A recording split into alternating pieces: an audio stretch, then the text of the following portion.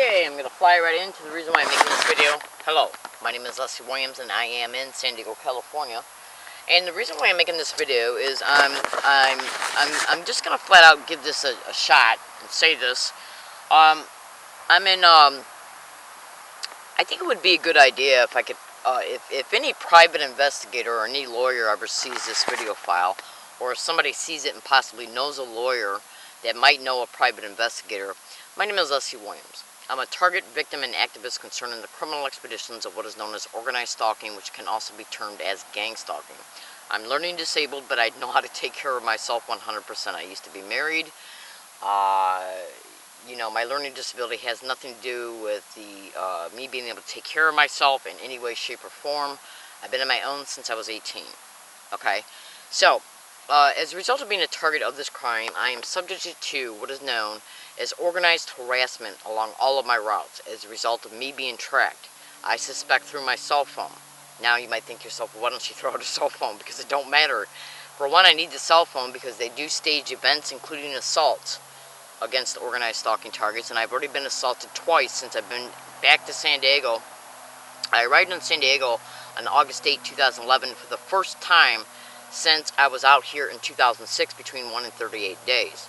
Now, I want to show you something really fast before I get back to my statements. This is an old email file here from 2006 that was sent to a prosecutor in Wayne, Michigan from the San Diego Point Loma Library. Okay, you can clearly see the date right there, October 20th, 2006, 2:21 p.m. Friday. That's my name there, and that's the prosecutor's name from Wayne, Michigan. Now, it says right here, Nimitz and Evergreen Road, San Diego. Okay?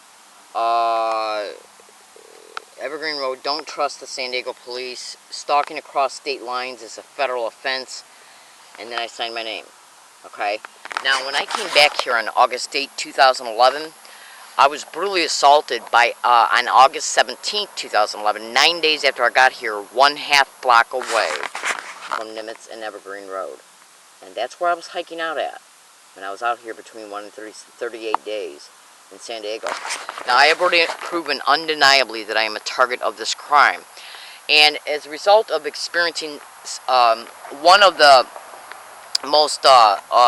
main methods that they utilize around me in order to make me feel victimized that I'm a target of this crime, because it's called the direct conversation method, where they sensitize the target to specific words, phrases, physical gestures, and even sounds. Now, you have to study organized stalking and gang stalking to see how this tool technique of theirs can be so effective in reference to trying to break a target down mentally, psychologically. What it basically is it's mental and emotional abuse. Okay? And as a result of the amount of how much a target experiences it can even be viewed close to torture. What it is it's nothing but extreme bullying. Okay?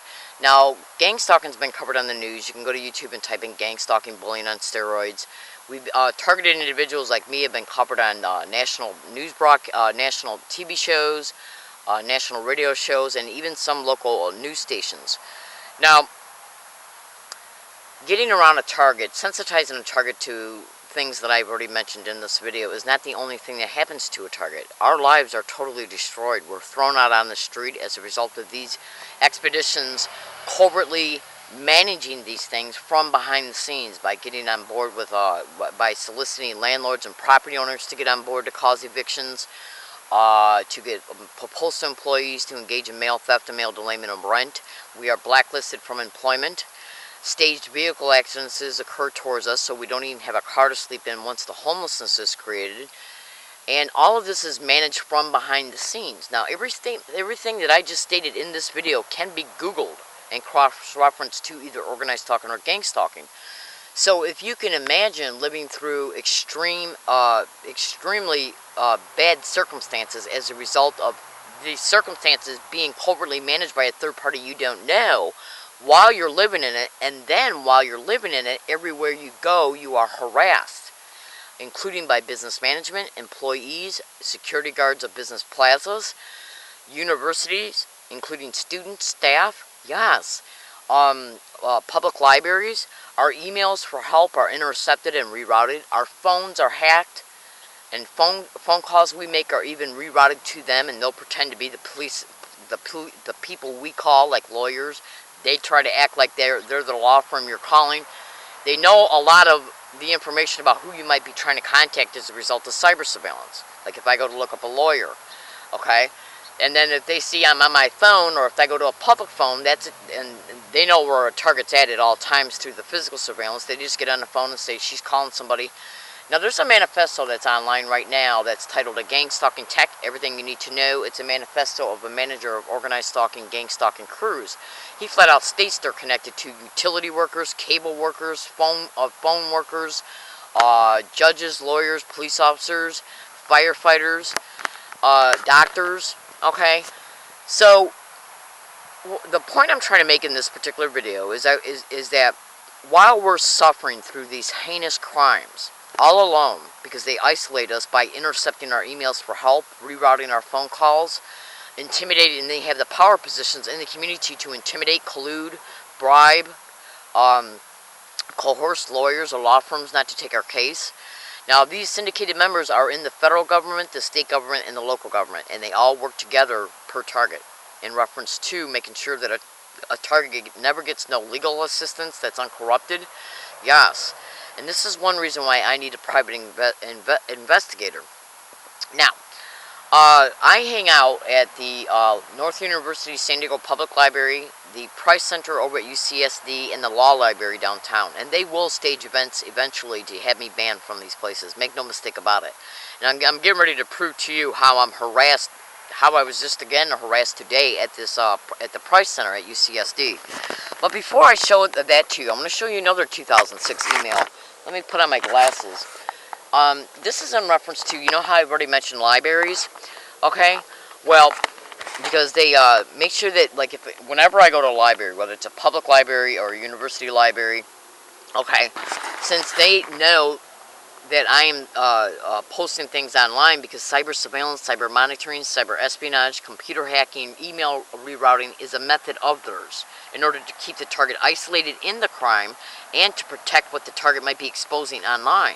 Okay, and for disinformation purposes as well. They'll get online and pretend to be the target, edit the target's blogs, write inflammatory comments that aren't true about a target online.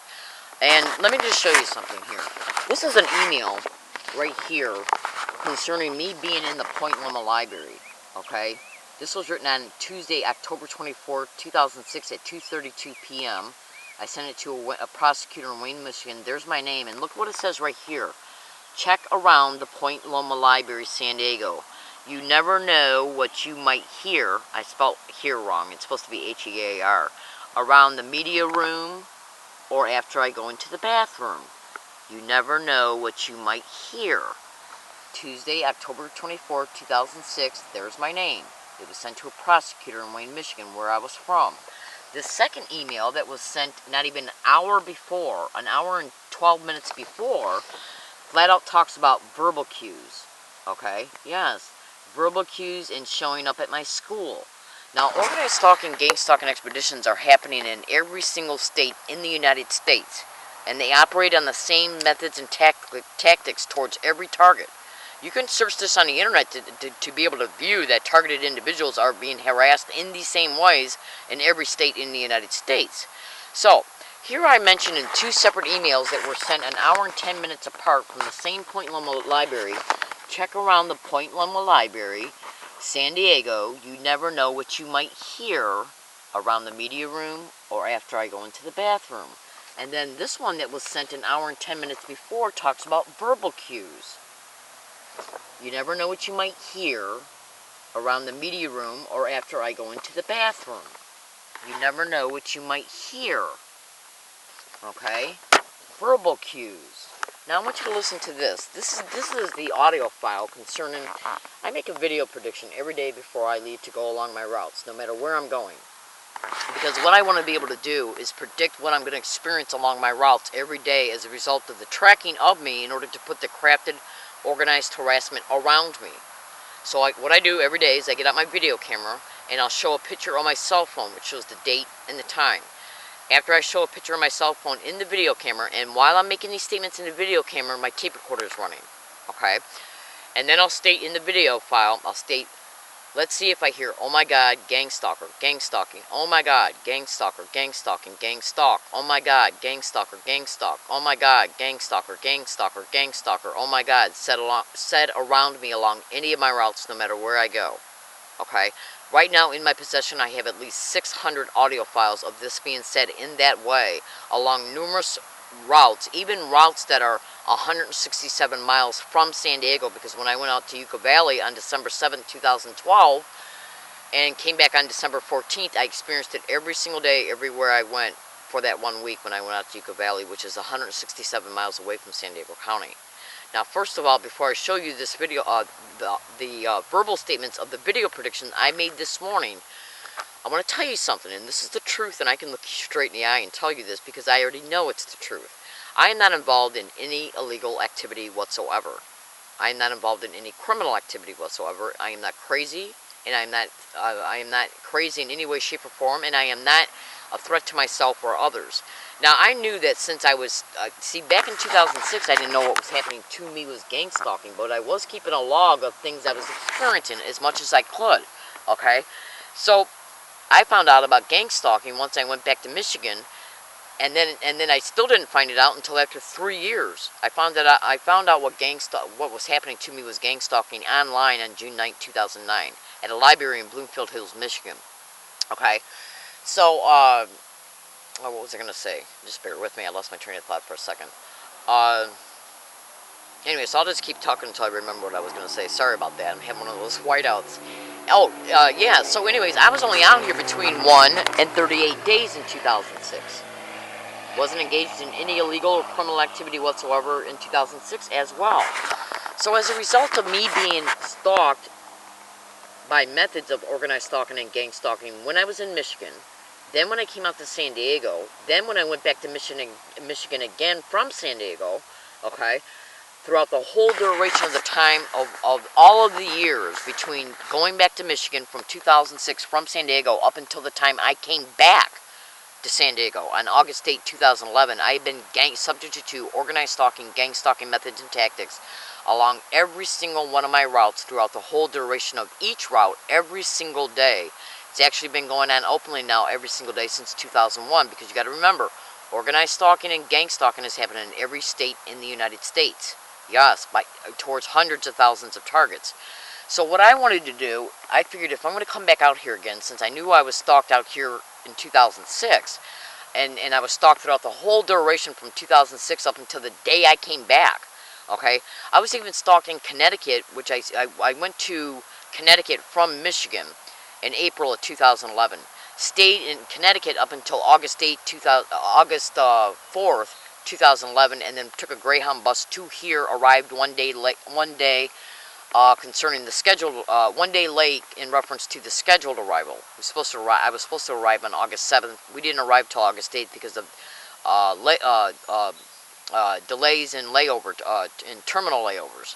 Arrived back on August 8, 2011. So I knew that since I was being gang stalked along all my routes every single day, from the second I left from San Diego back to Michigan, and then every day, all the way up until the date I left from in April 2011 to Connecticut, and then gang stalked in Connecticut all the way up until the second I left, and then right here, I knew it was going to continue here again.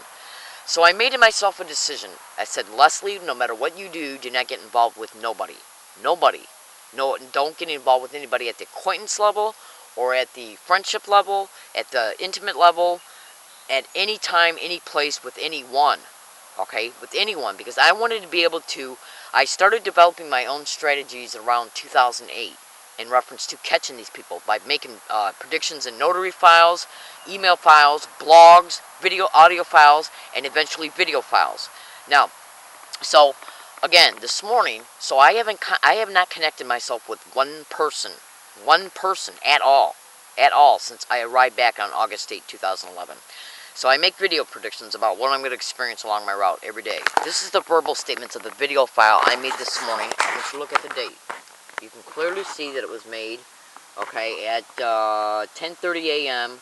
on 6/11/2013. I want you to listen to the statements that I make. Listen closely.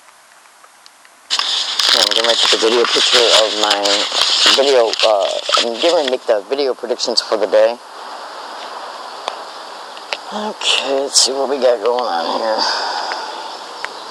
Alrighty, it's 6/11/2013, and my name is Leslie Williams. Hello, I'm in San Diego, California right now. I'm a target victim and activist concerned the criminal expeditions of what is known as organized stalking, which can also be termed as gang stalking. It's not stalking by gangs, it's nothing but organized crime and the system that is managing these expeditions, hosting them, perpetrating them, and protecting them. So, one of the methods that are utilized around me, concerning me, along all my routes, is by having individuals, community members in the community, including students, and any staff of any place I go to, businesses, universities, public libraries, transportation routes. So and they get around me as a result of the tracking of me, more than likely the tracking of my cell phone, and say gang stalking constantly around me. And oh my God. So I predict it every day. And if it's caught on this digital tape recorder, once I arrive at the places I'm going to, this tape recorder will reflect a later time and date than I just showed you concerning my cell phone, which will show you that I was stalked to these places to put this unusual harassment around me. Getting around a person every single day, everywhere they go, and constantly repeating gang stalking and oh my God, is not normal behavior. And you can see the date and time right here. So if it's said around me even once in this way, at one place, let alone every place I go to, this tape recorder will pick it up. Now understand this, I have over 600 audio files already of this crap being said around me constantly, everywhere I go, every single day, for the whole duration while I'm at each place. So eventually the entire scope of this evidence will be brought to light. But this tape recorder is running even right now as I'm making these statements. So we're going to see if it's caught on this tape recorder for today's date, no matter what time or where it happens at. And if it does, it'll show that I was stalked and tracked to these places to put the direct conversation method of sensitization tactics of organized stalking, gang stalking expeditions around me in order to make me feel harassed and stalked, because they got to know who I am and where I'm at to do it. I'm in San Diego, California. My name is Leslie. Alright, now that should be enough. Now you can clearly see the date and the time. 6/11/2013.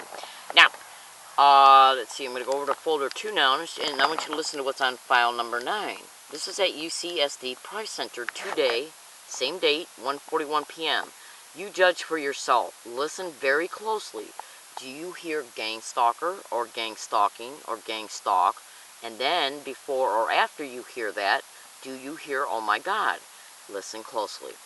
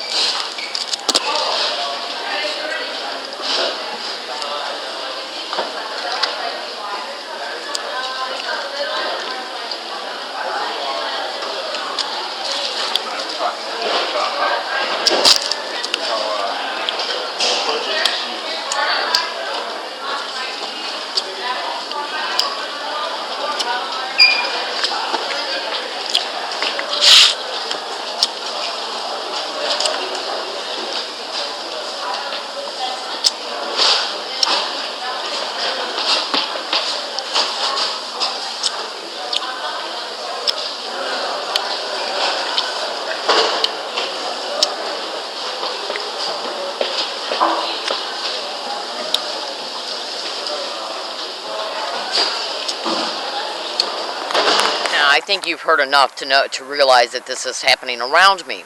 Now, remember this, the 2006 emails. It flat out states that verbal cues and showing up at my school. Showing up at my school. Verbal cues and showing up at my school. See, in 2006, I didn't know what it was called. It was called gang stalking, so I wasn't able to write in here that they're using the directed conversation method around me. But in another one of these emails, it also says, check around the Point Loma Library. You never know what you might hear. Okay? Because they were doing that towards me at the Point Loma Library. Now, when I was going to UCSD Biomedical Library, they were doing the same exact thing using biomedical library staff, individuals that were coming in and out of the back offices behind the biomedical library staff counter. Yes. And I complained about it. Even library security engaged in gang stalking in this same exact way when I was using their biomedical library services. Now, I'm actually looking for another 2006 email here. See if I can find it. Yes, right here. Now, this right here actually shows me describing a direct conversation method. Okay, but it doesn't say direct conversation method. It says right here. It says, last week, as I was compiling information on one of these computers at the library, where I'm sending you my emails, all of a sudden the green light appeared on the A drive, and the next thing I know, let me put my glasses on. Hang on a second. And then it says, alright,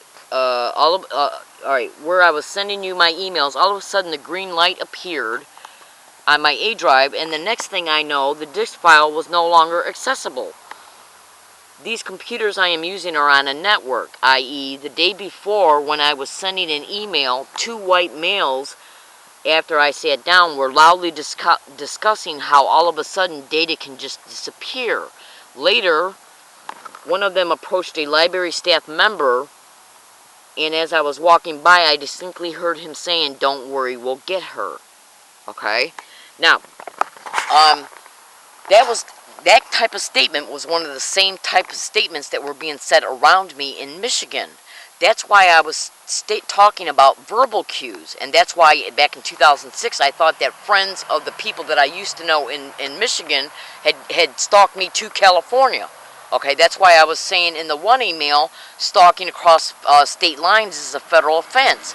And then I started noticing something else was going on, because these same people then were also checking out books with a California ID. And it was right around that time that I started noticing it towards the end of the month. And they came and evicted me from my hiking area at Nimitz and Evergreen Road within days. Once I started noticing that it was California people that were actually engaging in gang stalking. So this right here is actually, see, because what they do is they anchor fear. Because I was compiling a timeline of what had happened in Michigan and some of the things that were currently going on in California, in San Diego, on a disk drive. And so what they did was, because what they do is they anchor in your mind something's going to happen before it happens. That's why, and they're called directed conversation methods. They're directly meant for you to hear, and the threats are made through conversations, direct conversations. Those guys got around me and said, yeah, I was doing work on my computer and all of a sudden my data just disappeared. And then the very next morning when I came to the library and was trying to continue to work on my timeline, all the information that I had just done the day before and the day before that disappeared off my hard drive. Yeah. And then the statement he made about "don't worry, we'll get her" was one of the same exact sensitized phrase they said around me in Michigan. See, when a target moves from one state to another one, what they do is they forward, see, in the manifesto I mentioned earlier in this video file, I talked about there's a manifesto online that you can go to Google and find by typing in gang stalking tech, everything you need to know. It's a manifesto of a manager of gang stalking crews. He states that when a target moves from one state to the next, that the syndicate that was in the state the target was in will pay off the syndicate in the state the target's going into to take over in a campaign. And what they do is they basically sensitize, like say if you live in Utah, they'll sensitize you in a certain way, and then that person moves to California. The syndicate that was in the state doing it to the target in Utah will forward all the information to this syndicate in California concerning how a target's been sensitized and what they've been sensitized to. So they can then so the syndicate in California can take over in a campaign in reference to harassing a target in the same exact way, to make the target think that no matter where they go, that they're going to be stalked by the same group of people, because they're being harassed in the same way. Yeah, that's why I thought it was the people from Michigan stalked me to California, and that's why I stated stalking across federal lines. It says it right here. Stalking across state lines is a federal offense. Yeah, and I didn't know how to break this stuff down to deconstruct it, because I didn't know what gang stalking was until 2009, and I didn't run across the manifesto until almost 2011. I'm in San Diego, California. My name is Leslie Williams. So how did they know I came back to San Diego? 99% of my blogs and YouTube videos are titled Learning Disabled Woman. They're not mentioned by my name. And I haven't introduced myself to one person since I've been back to San Diego, except for the San Diego police, certain specific university police officers after incidences happened that they created, and certain hospital members when I had to go there for poison ivy, and because I was assaulted twice. I'm going to go. You be the judge. I'm not involved in any illegal activity whatsoever. I'm not crazy in any way, shape, or form. I don't do drugs. I don't drink, and I don't steal, and I don't sleep around. I mind my own business everywhere I go, and my behavior is appropriate for every environment that I go to and for the whole duration while I'm there. And I got the audio files to prove that between May of 2012 and November of 2012, I made statements to UCSD Campus Safety that library staff was getting around me along with library security and saying gang stalking to get my attention, and then once they got it visually, they'd laugh and smirk and then engage in the physical gestures. And then now I'm getting all this proof that Club Med restaurant staff has said it, people in the Price Center are saying it, and I caught it on also UCSD shuttles. And that's just one itty-bitty segment of today's harassment.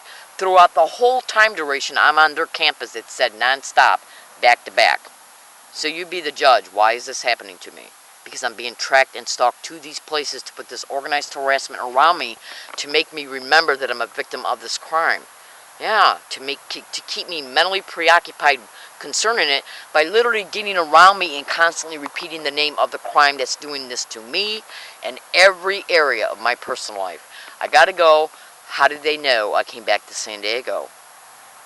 I'm in San Diego, California. My name is Leslie Williams. You be the judge of what you just heard and what you just saw in reference to these emails.